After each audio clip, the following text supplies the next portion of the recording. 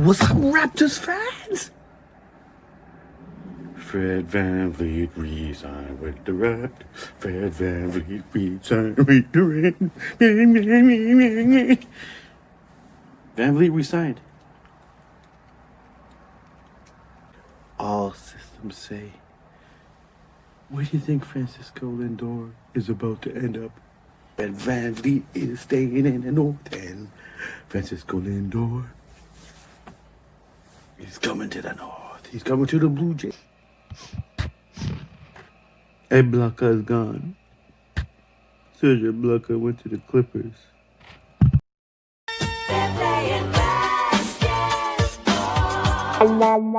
Uncle Nate, you the best, the best, the best, the best. Uncle Nate is the North.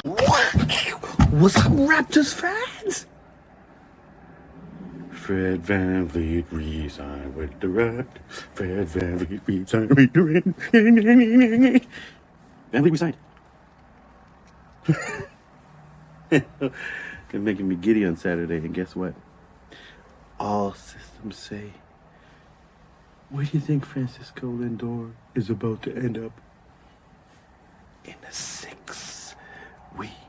The North. And as Jay says, Uncle Nate is the North. Uncle Nate is the North. We the North. Fred VanVleet is staying in the North. And we're now joined by Jack Armstrong and Josh Lewenberg. And guys, the Raptors with an agreement in place to re-sign their most important free agent in Fred VanVleet. Jack, let's start with you. What do you think of the deal, and how important was it for the Raptors to keep Fred? Positive news, step in the right direction. Absolutely huge to keep him. The guy is a consummate winner. He's a big part of their success, their program, what he represents. So no doubt this was a home run by the Toronto Raptors. Obviously, as we know, they finished with the second best record this past season.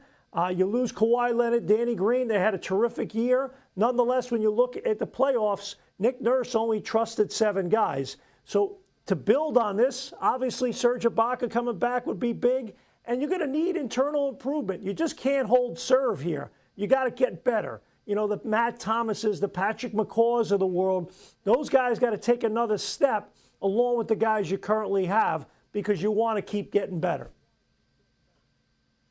Well, I think this is a great deal for both sides, and that's the way that it should be. For Fred, he's a guy that's made less than $20 million in his first 4 years combined. Now he's going to make $85 over the next 4 years. So it's a big and well-deserved bump for him. We know his story. He's worked incredibly hard, treated people the right way. And in spite of all the odds, he's never lost that sense of self-belief. So I'm extremely happy for him and his family. Meanwhile, the Raptors, they made him their top priority, and they treated it as such. This was something that they had to get done. Fred, as Jack mentioned, has become such an essential part of their culture on and off the court, and they got it done at a reasonable cost. This is essentially the same deal that Indiana got Malcolm Brogdon on last year, and it should allow the Raptors to re-sign at least one of their bigs, Ibaka or Gasol, while also maintaining their coveted cap space for next summer. So a win-win. Yeah, for sure. Win-win. Great deal for Fred. Great deal for the team as well. Jack, Josh, thanks for this. Michael Grange, we know the tagline, bet on yourself, and the bet came through big for Fred VanVleet. This is one of the most popular athletes in Toronto and one of the great stories, I'm sure, that you've seen in all your time covering this entire business. Absolutely, and every step Fred VanVleet has taken in his career has been kind of fueled by his own self-belief, and right from choosing not to be a late second-round pick so he could kind of pick his destination once he did turn pro out of college, and then, kind of his first contract, he only went with the 2 years so that he would have a chance to become a free agent when his value would be higher with more of a resume. And guess what? It worked out very well for him. On Saturday, he met with his representatives and the team in Chicago, and 4 years, $85 million player option in year 3, which means he's still got a little optimism about what he can do on this contract and wants to put himself in a position where he can kind of go back to the market again. So all around, really, as you point out, an amazing story by Fred. And one detail on the contract I was able to confirm is that it starts a little higher, 21.25, and then it goes down 8% to 19.55 in year 2, and that's the summer of 21. That's the year when there's so much potential activity there in free agency, summer of Giannis, as it gets called. And so Fred doing the Raptors a solid, so to speak. Incredible. Again, perfect example of his team play and his ability to to help this franchise and his team in different ways. And Francisco Lindor, he's coming to the North. He's coming to the Blue Jays. And if you don't believe me, look what all the reports and the famous people say. What's the latest when it comes to Francisco Lindor? I'm hearing all sorts of chatter about Mr. Smile, the Indian superstar. Toronto Blue Jays. We talked about him before with the Blue Jays and the connection there. Ross Atkins, of course, knows him so well. Ross Atkins, Mark Shapiro were part of the organization there with the Indians when he first was drafted there. And remember this. The Toronto Blue Jays have multiple young infielders in the minor leagues. Jordan Groshans, Austin Martin, who of course they drafted in the first round just this year. They could find a way to make this trade, I believe, without giving up an elite talent already in the major leagues like a Bo Bichette. You know, you hinted at this, and I'll just put my 2 cents in here. Francisco Lindor, in my brain, can only end up in Toronto, and here's why. Because of the list of usual suitors that could afford his services, the Yankees aren't going to spend on a shortstop. Neither are the Red Sox with Bogarts there long term. Neither are the Dodgers if they bring back Seager. Neither are the Cubs if they bring back Baez. All those things are not only possible but likely in my mind. So the list of suitors for Lindor, a team that can trade for him and then keep him there for the rest of his career, has shrunk. We're all informed about this massive trough of cash that the Blue Jays are sitting on via Rogers Center, right, in the Rogers Corporation. I see it happening, man. He ends up in Toronto. I told you. I cut my nose shaving. I told you. Well, that was like a while ago. I told you. Lindor. And guess what else? Because Lindor's coming here. It's making me stupid. Because he's coming here, they think that we're going to win. We're projected to freaking win the World Series. And to... yes! Yes! So let's roll up on the AL East, because I have a AL Eastern Division prediction for you, too. But tell us who's going to win, Karnak. I see the Blue Jays. The Blue Jays take over the AL East in 2021, and the whole point of this exercise is to not be swayed by what actually happens in the hot stove or in spring training, and to kind of forecast what might happen. And the Blue Jays look pretty good on paper as we go into the winter in terms of their payroll flexibility. It's been discussed, many times on this program and others. We've been talking about the Blue Jays as a potential aggressive team. We'll see what that actually nets them. They need help in center field. They could do something in the infield. We talked about Francisco Lindor being a potential option there at shortstop. You'd like to see them add another starter or two, but they're in a really good position in terms of a young, burgeoning lineup. And then you look at the division, and the Yankees are somewhat hamstrung financially. If they're not going to go over the luxury tax threshold, to make another big addition would be really difficult for them. The Rays certainly benefited from the shortened season and the expanded rosters. We'll see, how that holds up in 2021. But I think the Blue Jays are certainly a team on the rise. Maybe they don't win the AL East in 2021, but I think they're in a really good position to, be a viable contender. And maybe you're onto something there with the Blue Jays in the AL East. Yeah, money's a big separator in the Francisco Lindor trade market. The Indians aren't going to pay him the $20 million or whatever it will be, the final figure in arbitration. And the ability to take on that salary for 1 year and have, as the Blue Jays do, a deep farm system, it can go a long way.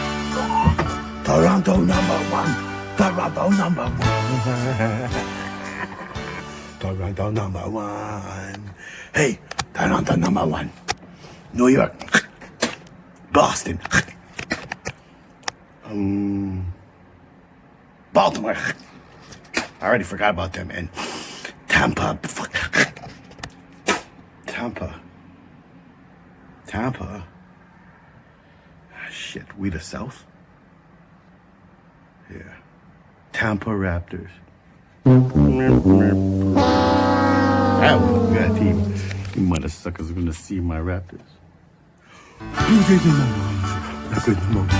Okay. Now to that big sports news for Tampa Bay. The Toronto Raptors are headed south playing their regular season here in Tampa. That's right. COVID-19 restrictions and travel concerns in Canada forced the team to relocate. ABC Action News reporter Ryan Smith is outside Amalie Arena, where the Raptors will soon tip off.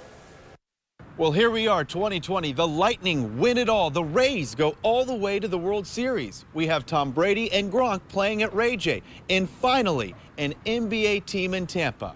Well, kind of. Just 1 year ago,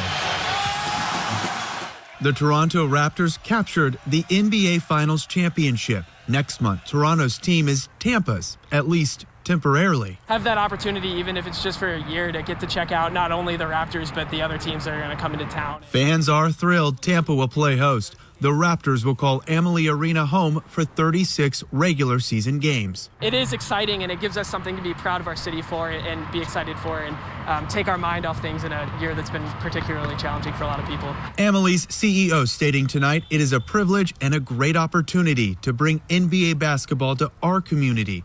We welcome the Raptors, their players, coaches, and staff. And hot off the press, local designer Matt Shapiro crafted this shirt just minutes after the announcement. We the South. It's for those who aren't following the Raptors very well, their slogan is We the North. So now that they're moving south, let's do We the South. A new opportunity to expand the Raptors' fan footprint in America, says Faith Franz, a dual citizen. Having another city under their belt on top of the whole country of Canada would be a really great addition to their fan base. As for getting to watch the Raptors play in person, no decision made yet on whether or not fans will be allowed inside Amalie Arena. Michael, the news is now official that the Toronto Raptors will begin the season in Tampa. Any surprise from you in terms of this announcement? And should we be shocked that the Raptors ultimately are not playing in Toronto? Absolutely, we shouldn't be shocked. I kind of wondered as the days kept rolling by, and you can imagine the situation the Raptors were in, wanting to give not only their players but their staff, you know very well, Eric, the number of people who work behind the scenes to get a game or a road trip off the ground, as much notice as possible that they were going to have to relocate. So I kind of wondered that as they kind of pushed it right to the limit, that maybe they were hoping or had some indication there could be some positive news from the federal government. But none of this happens in a vacuum. And as, case counts rise, and as, we're expecting further kind of restrictions and lockdowns potentially in Toronto and in the GTA, the optics of making an exception for the Toronto Raptors was probably not in their favor. So, Michael, for at least the time being, the Toronto Raptors are playing in Tampa. So we assume that's for at least the next 3-4 months for the first half of this abbreviated 72-game season for the NBA. How does that impact then? If we role play here for a second, I'm Masai Ujiri and you're an agent or you're a player, and I'm picking up the phone saying, Michael, I want you on my team. I want your client on my team.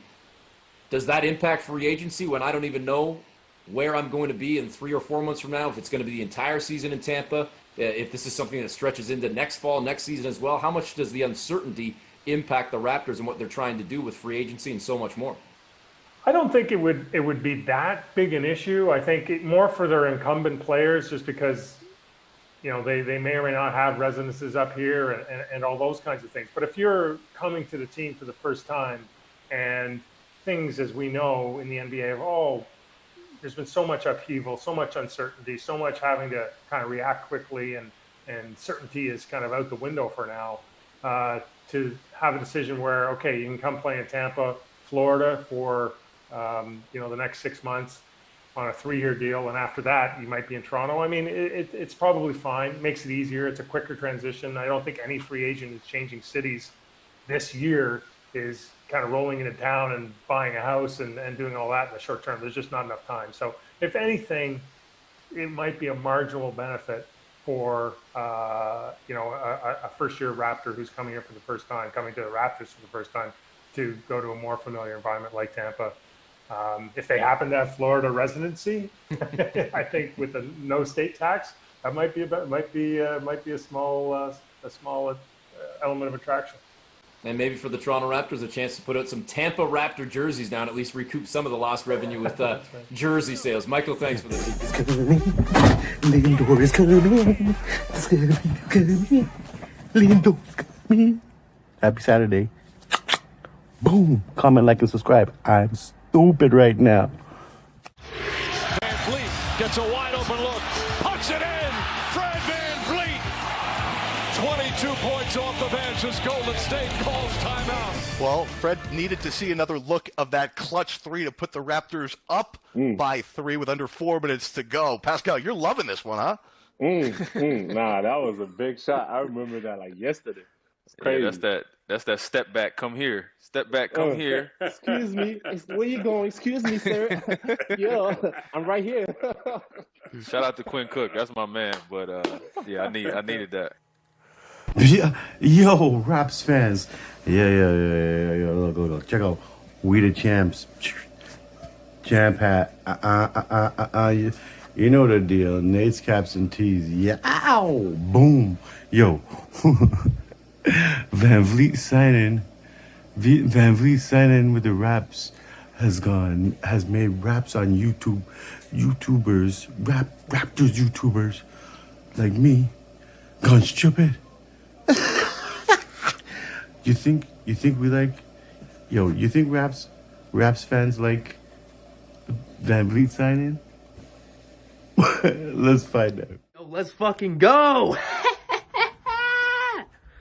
Fred VanVleet signed a 4-year contract for $85 million to stay in Toronto. Let's fucking go. Fucking love it. What?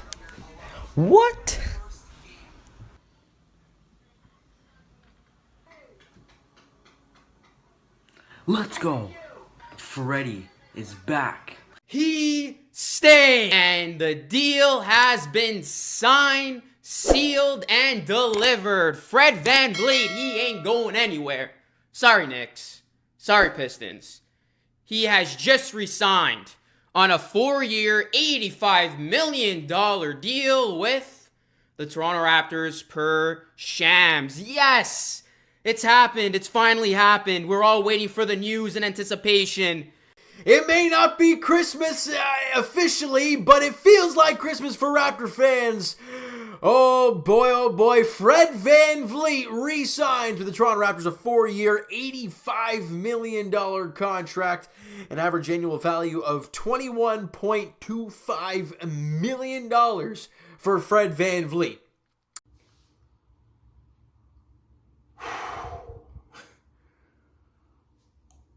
I don't know what to say. Raptors fans out there, if you have not heard, or if you heard already, Fred VanVleet is staying with the Toronto Raptors. $85 million. Fred, bet on yourself. VanVleet is staying with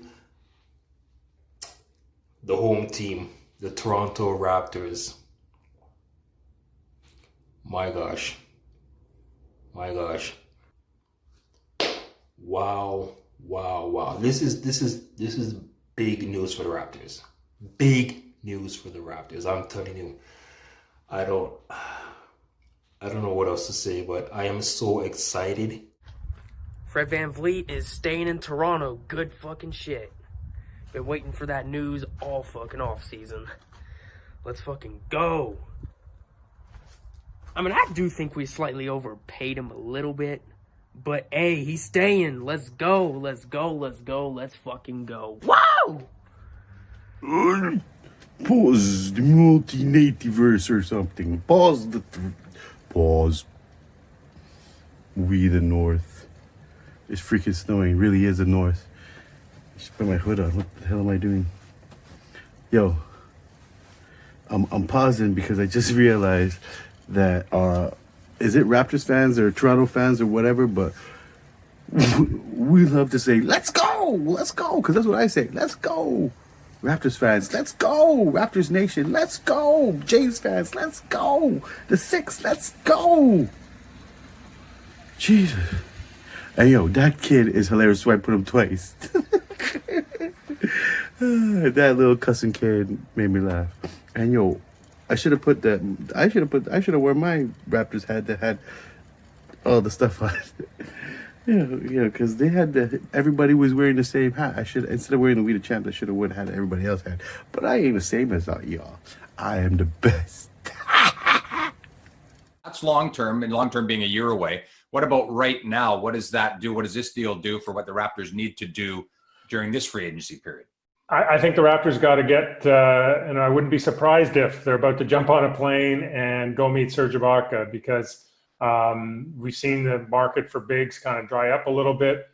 Serge Ibaka is, in my opinion, the best free agent big man available.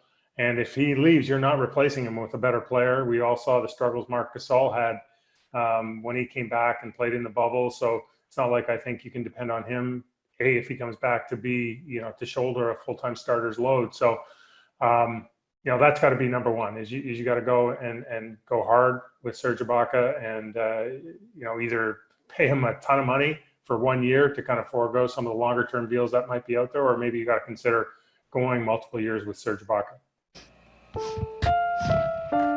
Ibaka is gone. Serge Ibaka went to the Clippers.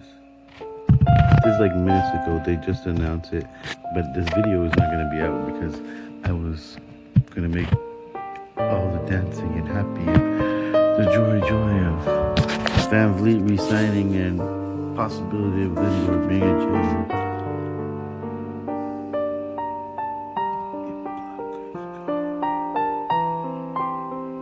That's where he was on the plane to.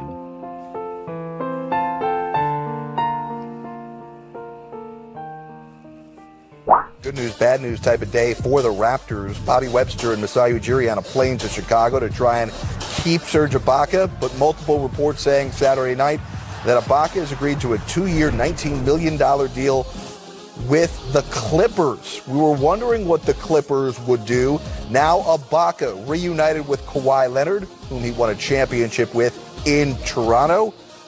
This is a big replacement piece for Lawrence Frank and company, because remember, they lost Montrezl Harrell to the Lakers. They also lost to Michael Green. So Ibaka gives some defense, gives some ability to stretch the floor. Last year he averaged 15.5 points and more than 8 rebounds for the Raptors. So the reports are Ibaka to the Clippers.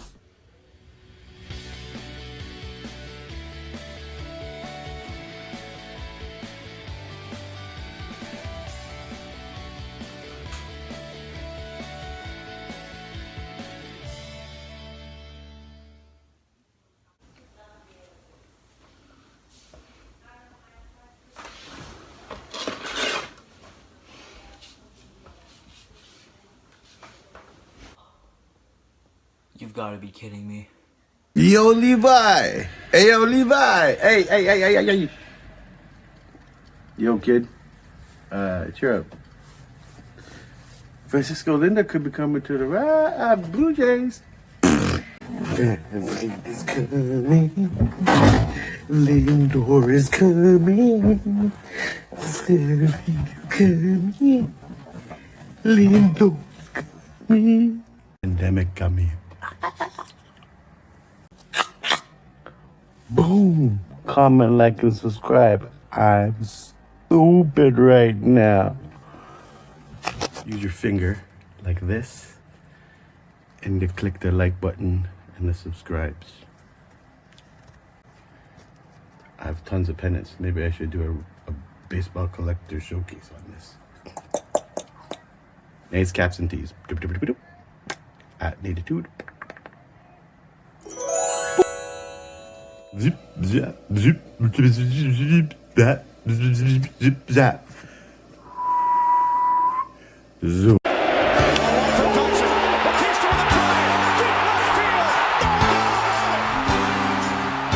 Uncle Nate is the North. Detroit represent. Toronto represent.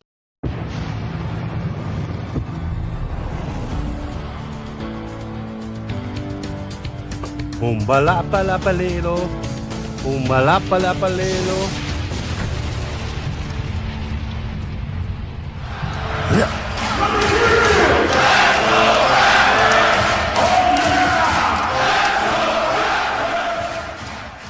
They're playing Uncle Nate, you the best, the best, the best, the best. Uncle Nate is the North.